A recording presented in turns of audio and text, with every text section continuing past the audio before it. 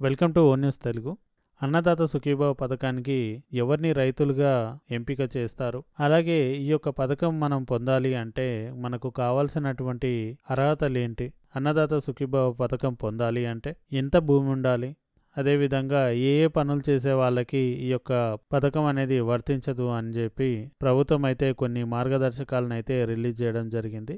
వాటికి సంబంధించి పూర్తి వివరాలు ఈ వీడియోలో తెలుసుకుందాం. ఈ వీడియోని ఎక్కడ కూడా స్కిప్ చేయకుండా ఫస్ట్ నుంచి లాస్ట్ వరకు చూడండి. ఎందుకంటే మీరు అలా చూసినప్పుడు మాత్రమే మీకు మేము చెప్పే ఇన్ఫర్మేషన్ అనేది కంప్లీట్గా అర్థమవుతుంది.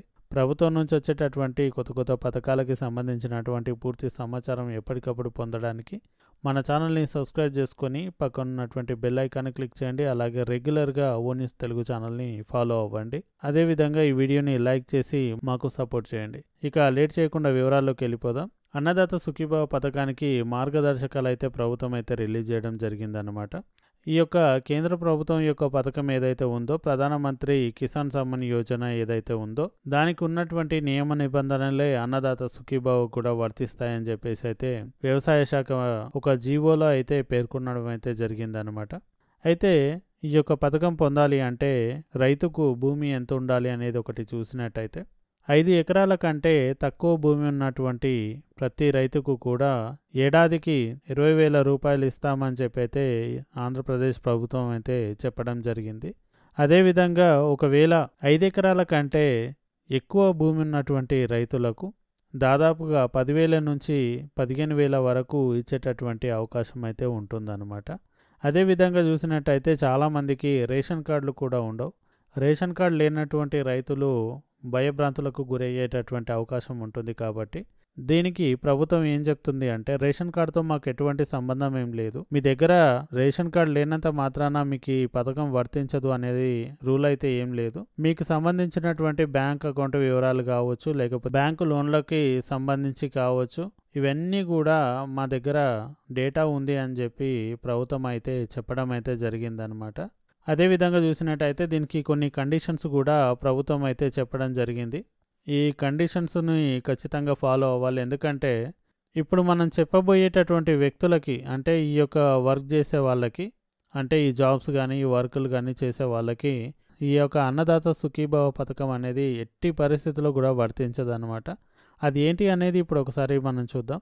రాజ్యాంగబద్ధంగా గవర్నమెంట్ ఉద్యోగాల్లో ఉన్న వారికి ఈ యొక్క పథకం అనేది వర్తించడం జరగదు.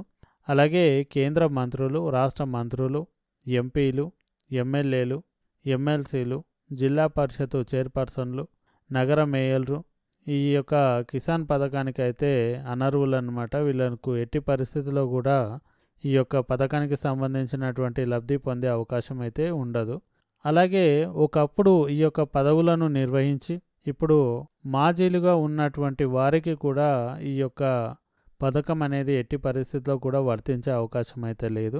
అలాగే కేంద్ర రాష్ట్ర ప్రభుత్వ ఉద్యోగులు ఎవరైతే ఉన్నారో వాళ్లకు, రిటైర్ అయిన వాళ్లకు, స్థానిక సంస్థల్లో ఉద్యోగులకు, అలాగే అటనామస్ సంస్థల్లో పనిచేసేటటువంటి ఉద్యోగులకు, వీళ్ళందరికీ కూడా రిటైర్ అయిన వాళ్ళతో కలుపుకొని ఎవరికి కూడా ఈ యొక్క పథకం అయితే వర్తించదు. డాక్టర్లు, ఇంజనీర్లు, లాయర్లు, చార్టెడ్ అకౌంటెంట్లు, వృత్తిపరమైన నిపుణులు, వృత్తిపరమైన నిపుణులకు సంబంధించినటువంటి గుర్తింపు పొందిన అసోసియేషన్లలో ప్రాక్టీస్ చేసేటటువంటి వారికి ఈ యొక్క పథకం అనేది ఎట్టి పరిస్థితుల్లో కూడా వర్తించదన్నమాట. గత ఏడాది ఇన్కమ్ ట్యాక్స్ చెల్లించినటువంటి వారికి ఈ యొక్క కేంద్ర ప్రభుత్వ పథకం కావచ్చు, ఈ రాష్ట్ర ప్రభుత్వ పథకం కావచ్చు, ఈ రెండు కూడా వర్తించేటటువంటి అవకాశం అయితే లేదు. రైతులను గుర్తించేందుకు మనం ఇంతకుముందు చూసినటువంటి ఈ యొక్క షరతులన్నీ కూడా ఈ యొక్క పథకానికైతే వర్తించడం జరుగుతుందన్నమాట. ఎట్టి పరిస్థితుల్లో మనం ఇంతకుముందు చెప్పుకున్నటువంటి వాళ్ళందరినీ కూడా రైతులుగా ప్రభుత్వం అయితే గుర్తించదు. అదేవిధంగా ఈ యొక్క పథకం అనేది లబ్ధి పొందేందుకు వీళ్ళకైతే అవకాశం లేదన్నమాట. ఈ వీడియోని లైక్ చేసి మాకు సపోర్ట్ చేయండి. అలాగే ప్రభుత్వం నుంచి వచ్చేటటువంటి కొత్త కొత్త పథకాలకి సంబంధించినటువంటి పూర్తి సమాచారం కోసం మా ఛానల్ని సబ్స్క్రైబ్ చేసి పక్కన ఉన్నటువంటి బెల్ ఐకాన్ని క్లిక్ చేయండి. అలాగే ఓ న్యూస్ తెలుగు ఛానల్ని రెగ్యులర్గా ఫాలో అవ్వండి. తాజా సమాచారాన్ని ఎప్పటికప్పుడు పొందండి. Thank you for watching.